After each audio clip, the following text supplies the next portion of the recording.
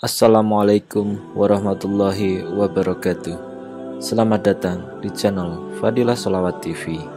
Semoga kita senantiasa termasuk golongan umat Islam yang terus menuntut ilmu dan senantiasa mengamalkan apa yang sudah didapat. Jangan lupa untuk subscribe terlebih dahulu agar selalu mendapatkan tausiah-tausiah terbaru dari channel kami. Selamat menyaksikan. Bismillahirrahmanirrahim. Assalamualaikum warahmatullahi wabarakatuh. Waalaikumsalam warahmatullahi Suratul Fatihah, wabarakatuh. kalau boleh saya artikan dialog sama Allah, berdialog dengan Allah. Setiap satu ayat kita baca, Allah jawab kita. Makanya disunnahkan kalau kita baca suratul Fatihah, jangan disambungkan ayatnya. Tiap ayat berhenti. Sebagaimana dijelaskan oleh Siti Aisyah radhiyallahu anha, karena Rasulullah SAW idza qara'a al-Fatihah kana yufassiruha tafsira.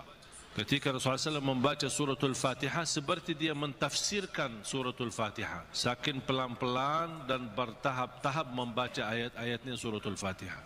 Menunjukkan beradab sama Allah Subhanahu wa taala. Karena dia sedang berdialog dengan Allah melalui bacaan suratul Fatihah. Ternyata suratul Fatihah memiliki banyak nama. Di antara lain Al-Fatihah, Ummul Kitab, Ummul Quran, As-Salah, Asy-Syafiyah, Ar-Raqiyah, Waqiyah, menyembuh segala penyakit, melindungi dari segala bahaya, gangguan, godaan, bahkan bisa menjadi ruqyah. Lebih baik kita ruqyah diri sendiri. Sering orang bertanya, saya tidak faham ayat-ayat ruqyah. Cukup dengan suratul Fatihah. Suratul Fatihah sudah mewakili semua ayat-ayat untuk meruqyah diri sendiri. Menjadi rutin dibaca. Boleh jadi wirid.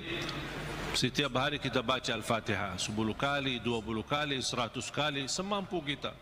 Keberkahannya luar biasa. Boleh menjadi doa dalam air minum kita. Setiap mau minum air dalam botol atau gelas, kita baca Al-Fatihah, tiup di dalam air, kemudian minum. Itu menjadi obat.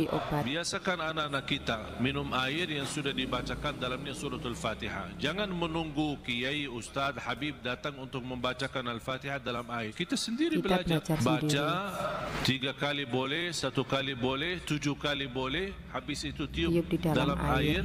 Boleh 3 kali. Kemudian silahkan minum. Kasih kepada anak-anak kita. Al-Fatihah itu obat. Tidak sah salat seorang kalau tidak baca Al-Fatihah. Artinya kalau kita lagi salat sendiri, munfarid, pas di rakaat yang kedua kita sadar, pas rakaat pertama, aduh saya lupa baca Al-Fatihah. Gimana solusinya? Rakaat yang kedua jadi rakaat yang pertama. Rakaat yang pertama hangus, anggap belum salat. Itu cara isra. Aku lupa suratul Fatihah, ya udah aku berhenti, aku ulang. Tidak ada di dalam Islam gitu. Yang ada dalam hukum fikih, rakaat pertama tertinggal suratul Fatihah, rakaat yang kedua dijadikan rakaat pertama. Rakaat yang pertama hangus. Sebelum salam sujud sahwi 2 kali. Tapi sahwi tidak mencukupi atau menggantikan rukun yang kita tinggalkan. Ada istilah rukun, ada istilah wajib. Kalau tertinggal wajib dalam salat, masih bisa kita laksanakan sujud sahwi, menggantikan yang kita tinggalkan. Contoh, salah satu contoh wajib apa? Dalam salat wajib, baca Al-Fatihah rukun, melanjutkan ayat-ayat yang lain. Surah pendek itu wajib. Gimana kalau saya salat zuhur, habis saya baca Al-Fatihah di rakaat pertama, saya langsung ruku'. Berarti apa yang tertinggal? Bacaan ayat kan? Surah pendek tertinggal. Hukum surah pendek sesudah Al-Fatihah wajib di dalam salat fardu. Sunnah di dalam salat sunnah. Kalau saya lakukan salat sunnah, boleh enggak saya hanya baca Al-Fatihah kemudian langsung ruku'? Boleh. Tidak harus baca ayat-ayat yang lain. Itu di salat sunnah.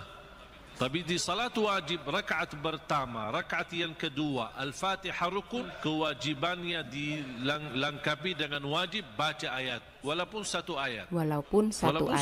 Tidak harus satu surah. Satu ayat kemudian langsung ruku'. Boleh. Amma yatasaalun, Allahu Akbar. Satu ayat. itu sudah mencukupi melaksanakan yang wajib. Mau lebih banyak lagi ya bebas. Ada salah satu doa yang sangat indah, tapi dikagumi oleh Rasulullah SAW. Ketika mendengar seorang sahabat sebelum salam membaca doa tersebut, sampai kata Rasulullah SAW, qad ghufiralah, qad ghufiralah, qad ghufiralah, sudah diampuni Allah, sudah diampuni Allah, sampai 3 kali dibaca doa tersebut. Ini diriwayatkan Imam Abi Daud. Allahumma inni as'aluka bi annaka antallah al-wahidul ahad as-samad alladhi lam yalid wa lam yulad wa lam yakul lahu kufuwan ahad an taghfira li dhunubi innaka antal ghafurur rahim. Sudah hafal belum? Belum. Saya ulang lagi ya. Allahumma inni as'aluka ya Allah al-ahad as-samad alladhi lam yalid wa lam yulad wa lam yakul lahu kufuwan ahad an taghfira li dhunubi innaka antal ghafurur rahim. Itu dibacakan sebelum salam, habis tahiyat, sebelum salam. Kata Rasulullah, diampuni Allah, diampuni Allah, diampuni Allah sampai 3 kali. Kalau sudah hafal qulhu pasti bisa hafal doa ini. Al-Fatihah sebagai obat. Ini bukan penyakit kita.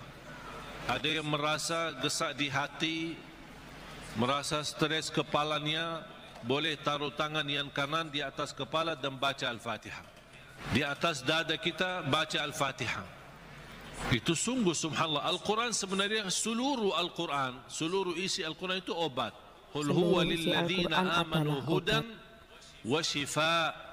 Sungguh Al-Quran itu petunjuk dan obat, menyembuhkan penyakit bagi orang-orang yang beriman. Berarti Al-Quran menyembuh penyakit hanya berlaku bagi orang yang beriman. Yang tidak beriman tidak berlaku.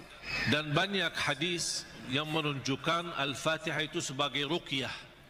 Sebagaimana hadis Abu Musa Al-Ash'ari radhiyallahu an ketika menobati seorang kepala kampung yang sambat sakit, kemudian dibacakan Al-Fatihah sampai dia sembuh seperti tidak pernah sakit sebelumnya. Dan mereka mencerita ketika mereka pulang ke Madinah bertemu Rasulullah SAW, mereka mencerita apa yang terjadi bersama orang kampung. Di antaranya kepala kampung yang sedang sakit, dibacakan Al-Fatihah, dia sembuh. Rasulullah SAW bersabda, wa ma yudrika annaha ruqyah. Dari mana wahai Abu Musa kamu tahu itu ruqyah? Itu menunjukkan Rasul setuju dengan perilaku Abu Musa Al-Ash'ari. Cuba bayangkan jamaah sekalian, setiap satu ayat dari suratul Fatihah kita baca, Allah jawab kita. Allah menjawab kita. Adab yang sempurna, jangan sambungkan suratul Fatihah. Jangan Allah jawab, kita Fatihah. hayati jawaban Allah Subhanahu wa taala.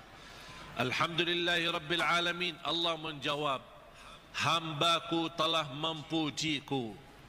Ar-Rahmanir Rahim. Qala Allah, majjadani abdi, hambaku telah mengagungkanku. Malik Yaumiddin. Qala Allah, athna alayya abdi, hambaku telah memuliakanku.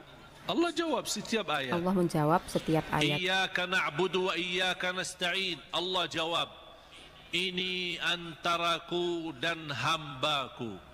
Na'budu itu Allah, nasta'in kami memohon pertolongan kepada Allah. Berarti ada 2 bagian. Ini antaraku dan hambaku, kata Allah. Ini ada bagian untukku, ada bagian untuk hambaku. Iyyaka na'budu wa iyyaka nasta'in. Iyyaka na'budu wa iyyaka nasta'in. Qala Allah, ini antaraku dan hambaku, dan apapun yang hambaku minta aku berikan. Coba gimana jawaban Allah? Iyyaka na'budu wa iyyaka nasta'in, ini antaraku dan hambaku. Apapun hambaku meminta aku berikan. Habis itu apa yang diminta oleh hamba? Minta apa? Ihdinas siratal mustaqim. Tetap Allah masih jawab, ini untuk hambaku. Ihdinas siratal mustaqim. Siratal ladzina an'amta 'alaihim. Allah jawab, ini untuk hambaku. Ghairil maghdubi 'alaihim waladdallin. Ini untuk hambaku. Artinya Allah kabulkan doanya karena ini doa. Makanya kita tutupi amin. Apa arti amin? Allahumma stajib. Ya Allah, mohon diterima. Itu makna amin. Mohon ya Allah, terima permohonan kami. Terima permohonan kami. Allah menjawab, ini untuk hambaku. Artinya Allah jawab dan kabulkan doa kita. Makanya ketika kita baca Al-Fatihah, kita merasakan berdialog dengan Allah. Dan suratul Fatihah, dua macam doa ada di dalamnya. Ada dua macam doa. Ada dua macam doa. Doa ibadah dan doa masalah. Doa ibadah bukan dan doa masalah. masalah. Ya? Masalah. Apa beda doa ibadah sama doa masalah? Ada dua macam doa. Dan dua-duanya ada di dalam suratul Fatihah. Doa ibadah yang isinya memuji Allah tanpa meminta.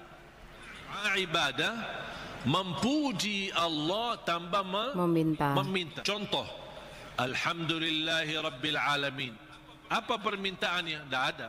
Cuman artinya apa? Memuji Allah. Segala puji bagimu ya Allah.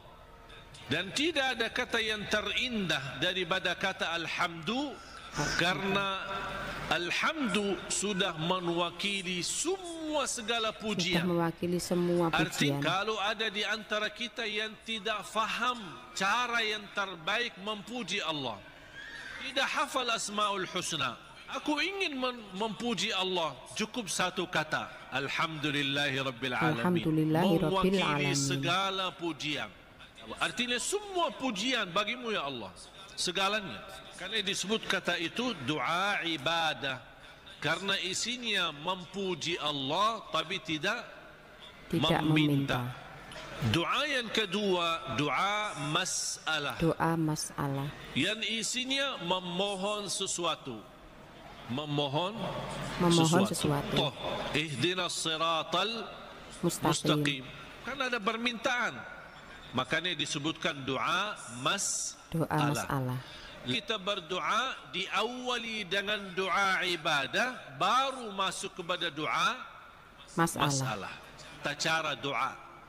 Jangan langsung baru berdoa, ya Allah ampuni ya Allah. Puji dulu, karena Allah senang mendengar pujian hamba. Allah senang mendengarkan pujian dari hamba. Buat Allah senang dulu, baru minta. Dan itu sudah dibuktikan oleh suratul Fatihah.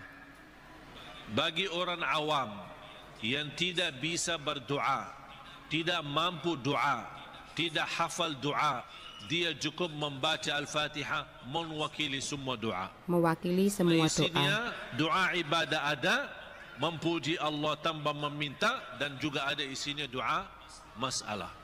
Boleh enggak saya baca Al-Fatihah supaya anak saya mendapatkan hidayah, supaya anak saya sembuhkan oleh Allah, supaya saya dapat jodoh, supaya saya diberikan kemudahan? Doa. Al-Fatihah mewakili semua doa bagi orang yang tidak faham doa atau tidak bisa berdoa. Jadi diawali doa kita dan doa ibadah yang isinya memuji tanpa meminta, baru masuk ke tahap yang kedua, doa masalah, memohon kepada Allah Subhanahu wa taala. Memohon kepada Allah Subhanahu wa taala. Habis dibacakan Al-Fatihah sampai iyyaka na'budu wa iyyaka nasta'in, belum meminta apa-apa. Kita memuji Allah, mengagungkan Allah, memuliakan Allah, dengan kita ikrarkan iyyaka na'budu, itu hakmu ya Allah, dan kami memohon pertolongan kepada Allah. Dan yang terbaik pertolongan yang kita mohonkan kepada Allah adalah minta hidayah kepada jalan yang lurus. Minta hidayah pada jalan yang lurus. Kalau kita dapat hidayah, segala urusan kita beres. Karena kata ihdinas siratal mustaqim bukan berarti kita memohon hidayah kepada jalan yang lurus dalam hal agama. Itu tidak, bukan hanya itu saja. Ihdinas siratal mustaqim dalam mengurusi rumah tangga. Ihdinas siratal mustaqim dalam mencari nafkah dan rezeki. Ihdinas siratal mustaqim dalam kehidupan kami sehari-hari, dalam beribadah. Ihdinas siratal mustaqim dalam ikhlas. Ihdinas siratal mustaqim dalam sabar. Semua hal-hal yang kita butuhkan, dunia maupun akhirat, ibadah maupun tidak ibadah, beramal apapun, kita memohon petunjuk hidayah kepada jalan yang lurus. Kita memohon melalui ayat ini, kita berharap segala aktivitas kita bisa mendapatkan yang terbaik, di jalan Allah. Ihdinas siratal mustaqim. Berilah Allah petunjuk kepada jalan yang lurus, yang terbaik. Yang terbaik rumah tangga, yang terbaik mendidik anak, yang terbaik dalam menjaga diri, yang terbaik melindungi diri, yang terbaik mencari nafkah dan rezeki, baik, yang terbaik dalam beribadah, yang terbaik dalam tahajud, yang terbaik dalam majlis ilmu. Ya, semua kita berharap melalui ihdinas siratal mustaqim sudah termasuk segala yang kita inginkan, dan kita hanya meminta terbaik, yang terbaik. Contohnya seperti apa? Siratal ladzina an'amta alaihim. Ya Allah, kami memohon petunjuk kepada jalan yang lurus sebagaimana hamba-Mu yang telah mendapatkan karunia nikmat-nikmat-Mu. Siratal ladzina an'amta alaihim. Ya Allah, kami ingin dapat seperti mereka, seperti Sayyidina Abu Bakar, seperti Sayyidina Umar, seperti Sayyidina Utsman, seperti Sayyidina Ali, seperti Siti Khadijah, seperti Siti. Kita ingin seperti mereka. Siratal ladzina an'amta alaihim. Janganlah ya Allah seperti orang-orang yang dimurkai oleh Allah, ghairil maghdubi alaihim waladdallin. Ya Allah, jauhkan, lindungilah kami dari situ, dari hal-hal yang mendapatkan kemurkaan, dari hal-hal yang dimurkai oleh Allah, sebagaimana hamba-Mu yang telah menerima karunia nikmat. Siratal ladzina an'amta alaihim. Itu yang kami mau ya Allah. Tapi jangan di jalan orang-orang yang dimurkai Allah dan orang-orang yang tersesat. Dan orang-orang yang tersesat. Makanya kita memohon petunjuk kepada jalan yang lurus, tapi jangan sampai kepada jalan yang dimurkai Allah. Kami tidak mau punya ilmu, tapi tidak pernah gunakan ilmu untuk mendekatkan diri kepada Allah. Amin. Allahumma terima. Ya Allah, mohon diterima. Betapa mulianya suratul Fatihah.